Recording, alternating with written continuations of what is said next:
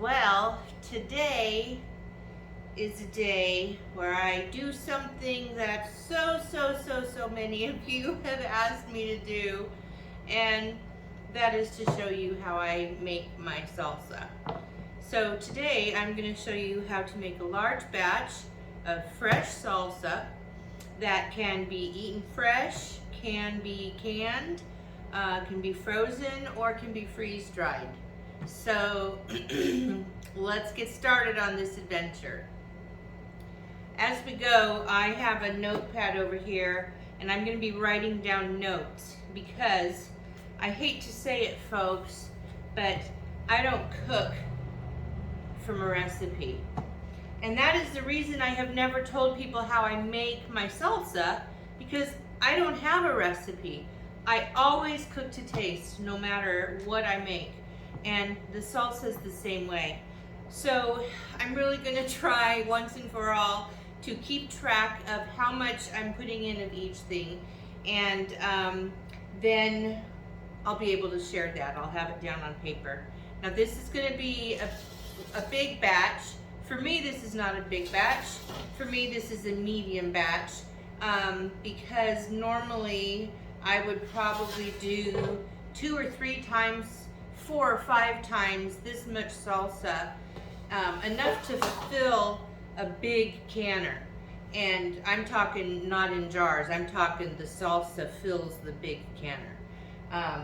So for me, this is a small batch.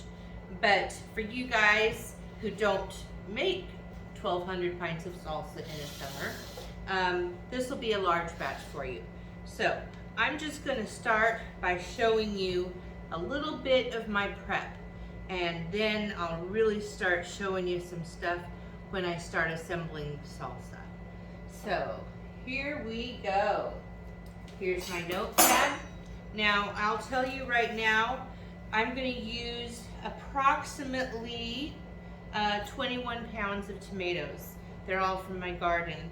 And I'm going to use a pound or so, maybe a pound and a half of bell peppers. That's going to be 4 to 6 peppers in case you don't want to weigh out your food. I'm going to do 3 pounds of onions. That's 5 or 6 onions. And again, it's ish, okay? You gotta taste along the way. I'm gonna teach you how to do it, whether or not you like that. I'm gonna teach you how to make this salsa to taste, whether or not you like it. There's just no way around it. So I told you about the onions. Then I also have 1.5 quarts of cilantro that I cut up last night in my Breville. And so the first thing I do when I'm gonna make my salsa is I cut the tomatoes. Gonna bring some over from the sink and just do a few at a time. I'm gonna fill this up. This goes really up to 16 cups if you take it all the way to the top. It's an outstanding machine. And so I'm gonna just chop these, put the pieces right in here. You don't hardly have to cut these up at all when you're putting them in this machine, and I'll show you that. So you can see I don't really do a lot of chopping into small pieces. You don't need to with the Breville.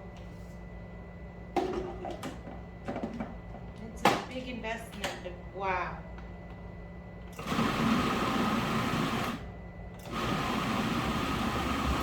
I just blitz it a few times and it's done.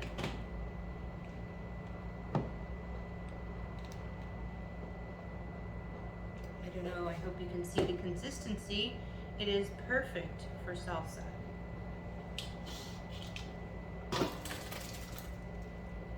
Splatter, splatter.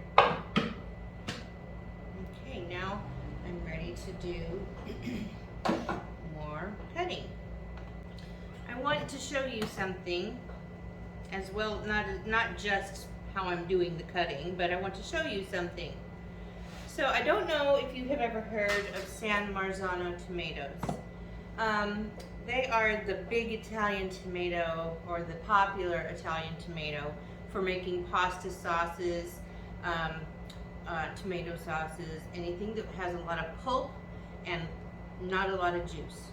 Now, I like to order from Territorial Seed when I can.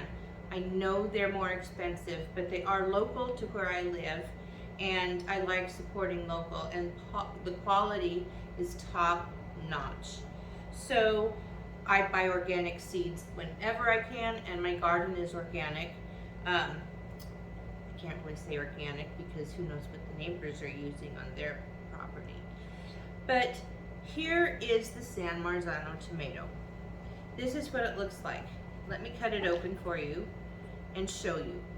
Actually, I'm going to zoom in closer.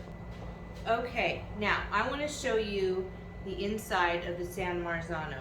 So, you know, this is what I do. I just cut off the tops. It's so quick. And I'm not throwing that on the floor. Okay, when I'm cutting off the tops or any kind of food waste, I have a little container down here on the floor next to the garbage can, and I throw it in there, and I take that to the compost to feed it to the chickens. So now let's have a look at the San Marzano tomatoes. Okay, they're solid and hard, but they bruise really easy, and once you pick them, and once they get to that place where they are ripe, they will turn very quickly. So let me just cut inside here and show you what they look like. Here we go, let's have a look. So you can see there's a little bit of juice here on the sides, but all of this is tomato pulp, which is really good for making tomato paste. And then you have all the meat along the side here as well. So here is how I cut my tomatoes and put them in the Breville. Now, this is the San Marzano Gigante. Territorial, I saw this in their catalog, and so I thought, well, I'm going to give it a try. I tried this before I ever tried growing a San Marzano. This is San Marzano Gigante from Territorial Seed, and it is so much bigger. Oh, see, I cut up my sample. Here, I'll just get another one. It is so much bigger in a size comparison. And so, I mean, like, I don't know why I would ever buy San Marzano seeds again, considering how much meat you get from these tomatoes. And juice. There is a good quantity of juice when the tomato is super ripe, which these are super ripe. Let me cut it open for you to see. See all that meat, all of that tomato pulp right there? It's just, see all that? It's just tomato pulp. You could make a steak out of it. So I don't really do a lot of chopping, you know, small, because I don't need to. I just kind of cut them in pieces and then put them in my Breville. And then do this. Now let's say you don't have a food processor. Let me show you how you can get your tomatoes to the same consistency without the food processor. There's several ways you could do it. You could put it in a bowl and use one of the U-shaped pastry cutters, rock it back and forth until it gets really crushed and pulpy and juicy. You could also just use a fork, the back of a fork, and then it wouldn't take long as your tomatoes are nice and soft and ripe. But you could also just do this. I don't know for sure which would be quickest, but I have some extra paper towels here because I know the juice is going to go flying. And I have a really good knife, so I'm really fortunate.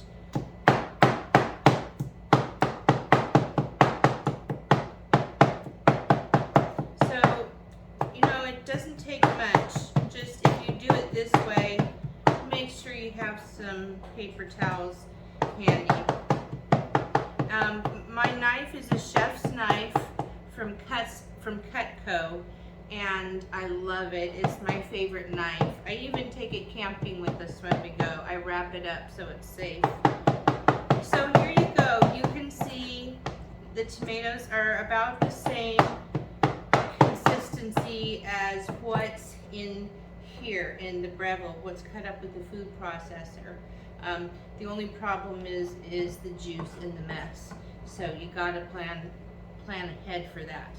So I'm just gonna soak up the juice for now for time's sake.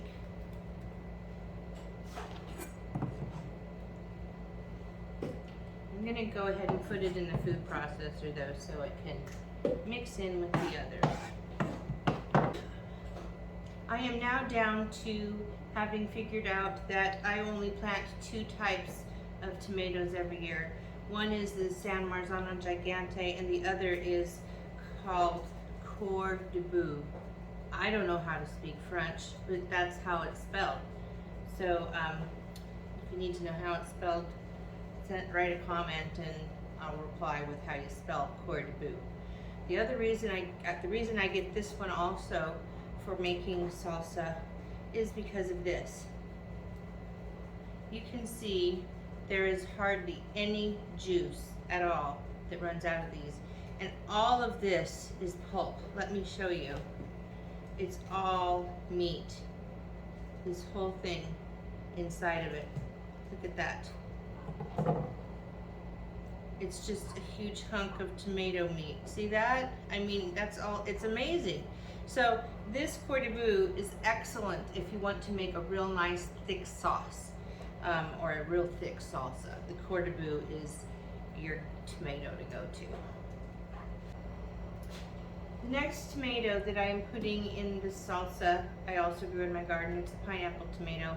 It's absolutely the most beautiful tomato I have ever seen. Look at what it looks like on the inside. I don't know if you can see that. Let me cut another one open so you can see the middle. Now you can see there is a lot of pulp inside the pineapple tomato, but you can also see there's a lot of juice. But there is a lot of meat. You can see this whole center here.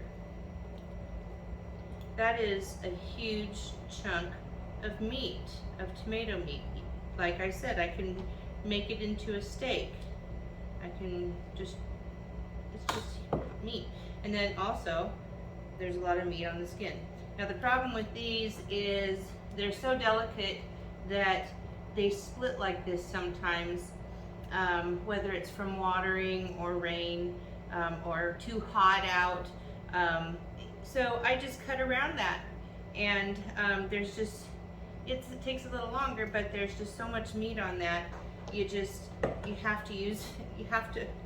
so much meat. So I end up with some yellow tomato chunks in my salsa. Not a big deal. It's so full flavor. Now let me tell you something.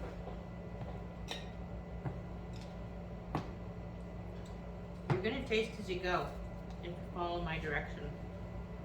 I got 1.5, actually it's 1 quart and 3 cups. 7 cups. 7 cups of cilantro chopped in my Breville. Now, the thing that's cool is if you don't want it like this, if you want big chunks of tomatoes, just make your tomato chunks bigger. If you want bigger chunks of cilantro, just make it bigger. I do these small because I'm freeze drying this and it needs to be small so it doesn't take infinity.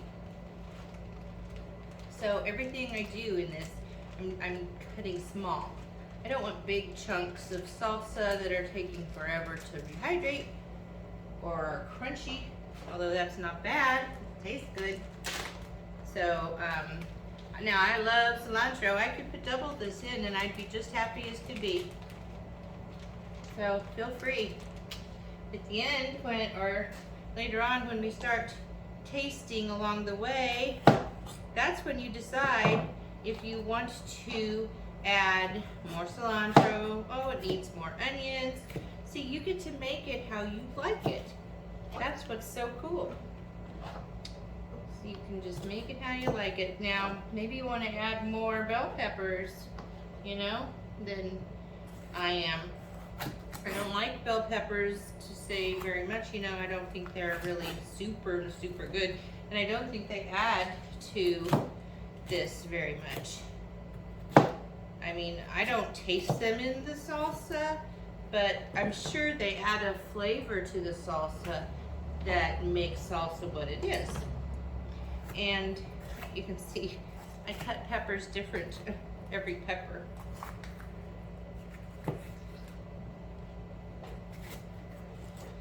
Now, you also may be wondering why I don't peel, why I don't peel my tomatoes. A lot of people do peel their tomatoes before they make salsa. I don't, and here's why. When I'm eating it, I don't see that there is such a benefit to not having the skins on that warrants the amount of time and effort it takes to peel the tomatoes. It doesn't, peeling the tomatoes or leaving the skin on the tomatoes, it doesn't affect whether or not the salsa is good. You know, it doesn't make that much of a difference. So I'm not going to spend the time that it takes boiling tomatoes, submerging them in cold ice water, peeling the skin off of them, blah blah blah, or however you do it. I'm just not going to spend the time doing it because it doesn't make that much of a difference in the salsa. It saves a lot of time to just crush the whole tomato or chop the whole tomato.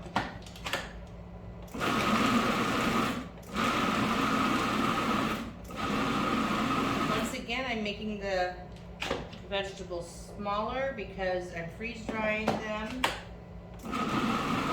There we go. See, I don't have to hold this in. I just do it out of habit because my last food processor, it would fall out every time I turned this upside down. This one stays in when you turn it upside down, so that's awesome. Okay, next I am going to do I did the bell peppers. I didn't determine to let you know how many cups that was after I chopped it. I forgot. So just know that 5 or so bell peppers, or more if you like more. You know, you could easily, I could easily put 3 more bell peppers in this and it would be delicious. And I just didn't have that many in my garden, so I'm using what I've got. So next I'm going to do the onions, and I want to show you how I cut my onions. So I have 5 onions here. So I'm going to cut off the tops and the bottoms, and then take off a couple of the outer layers, because there's a tough layer that is on there and it's not pleasant to eat.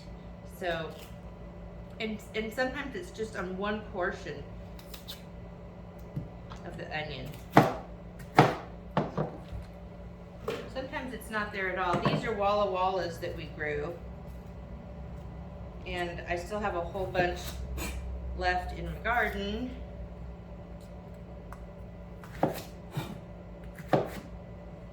You can see in there, there's a funky layer. That happens sometimes, but I'm still going to use that outer layer.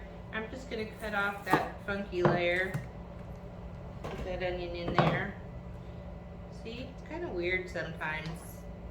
I don't know if store-bought mushrooms or store-bought onions ever do that or not. So, okay, that's how I'm doing my onions.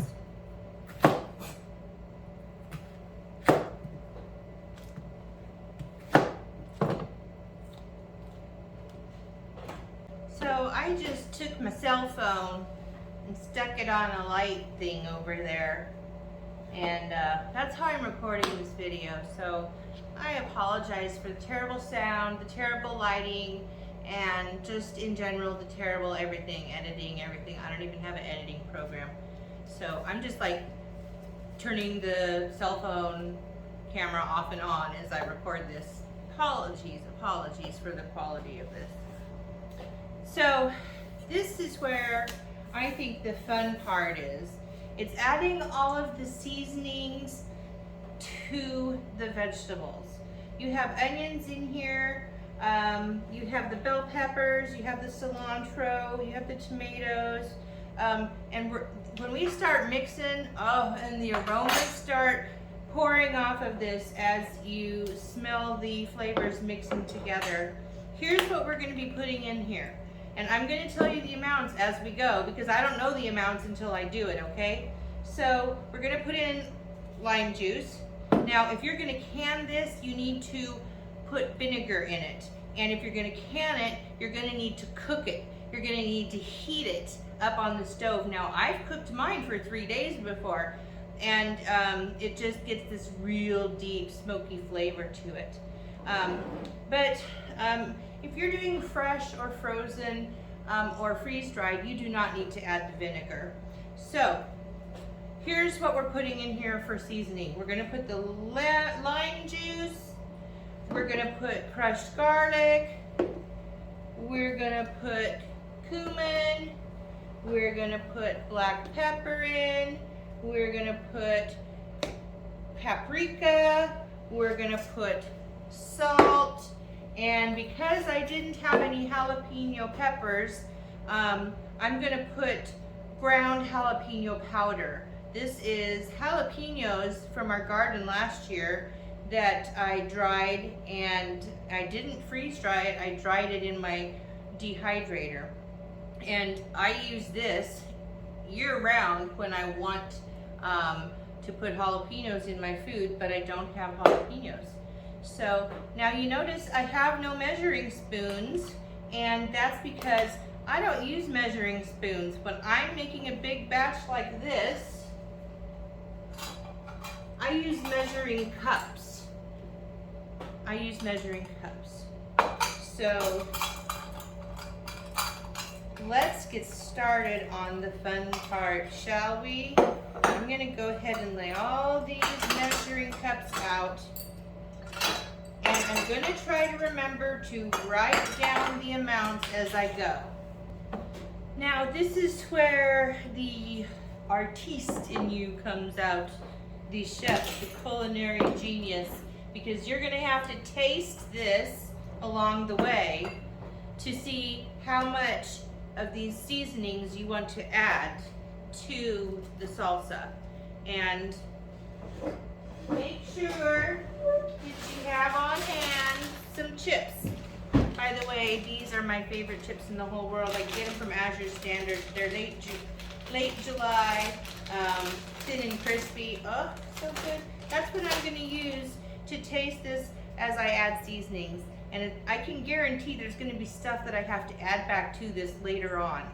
Okay, so the first thing, let's just dump in some garlic right now. I'm telling you, garlic's good. Let's just use a bunch. How about, I think a cup would be about right. Yeah, I think a cup would be about right. So you're not going to be able to see what I'm doing here. I'm going to go ahead and spoon a cup of crushed garlic in. Now, I like it full flavor. I'm sorry. I just, love the garlic. So, and this is going to avoid me going back later and adding more anyway, because I know me, and I know that I always go back and add more garlic. So I'm just going to put a cup of garlic in right now. And I'm going to write that down. Trust me, folks. Trust me. If in the end I'm wrong about this and I put too much garlic in, then we'll just adjust the amount when I write down the amounts for you. But, it's never too much garlic for my family. Never, never, never. Oops. Next, we're going to be adding some lime juice, and I'm going to add This is the 1 cup measurer. I love lime and then extra cilantro. So I'm not gonna put any more in than that. I'm gonna put 1 cup of lime juice in. Next, let me get the lid on that. Next, I'm going to go ahead and put in some salt. Now, salt you can do to taste. I'm not gonna tell you a measurement because you know how much salt you like. Start small, and after you mix it up, if it's not salty enough to your liking, add more salt. If it tastes flavorless, like there's something missing, add more salt, just a little bit at a time. So I'm gonna put in, I don't know, I'm gonna start with, no, that's too much. Yeah, I'm gonna do a 1/4 cup. And we'll see, I know that's not gonna be too much. And then black pepper, let's add a bunch. I'm gonna do 1/2 cup of black pepper. And I might go back and add more. Now, I'm putting this stuff on there in piles because that makes it pretty, but that's not the best way to mix it up thoroughly. The best way is to scatter everything evenly so that you don't have to do as much mixing and you don't get clumps. Okay, let me get a paper towel real quick. Now, the next thing we're gonna do is cumin. Now, my last batch, I had to go back and add more cumin. I was pretty surprised at myself about that. I'm gonna start with 1/2 cup. Don't write that down yet, because sometimes I can tell by how it looks in the bowl as to whether or not that's gonna add enough flavor, and that's not. I'm going to add another 1/4 cup, which is gonna make this 3/4 of a cup of cumin, ground cumin that I put in here. Okay, let's put the lid on that. Next is paprika. I love paprika in my salsa because it adds a smoky flavor to it. If you see me keep looking out, it's because I have all windows out there and it's a gorgeous day. Okay, paprika. I'm gonna add a cup. And I'm telling you, trust me. Maybe I won't. Let me just put it on here and I'll know. Yes. I'm gonna add a cup. You don't have to.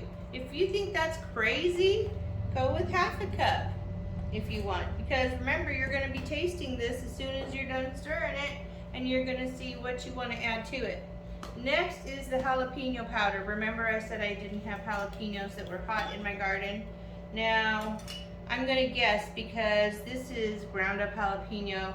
I really don't know how much I'm gonna put in there. You probably don't have ground jalapeno, but I would normally put maybe 1, 2, 3, 4, 5 jalapenos if I want medium to mild. Now I'm guessing this is all ish. If you're doing it to taste, start slow and start little bits and add up to it. But if I wanted it medium to warmish hot, I would add 10 jalapenos to this, or 8. So I'm just sprinkling some on here. And this is one of those things where, man, if that's not enough heat, when I taste it, I'll go back and add more. And I just inhaled some of this up my nose, and it's quite an interesting feeling. Okay, now is the time for the fun. This is where we start stirring all the flavors together, and the flavors start marrying with each other, and they mix and they mingle, and the lime juice mixes with the onions and cilantro, and the cumin and the paprika mixes in with the tomatoes, and the green bell peppers mix in with the onions. It's fabulous, and the smell in here is outrageous. Now you can do your own salsa different ways. Maybe you want to add tomatillos to it. Maybe you want to add fruit like peaches to it or pineapple. If you do that and you're canning it, be sure you check with the Bald Blue Book on the proper way to do that. And so let me just stir this up a little bit, and then we're gonna taste it.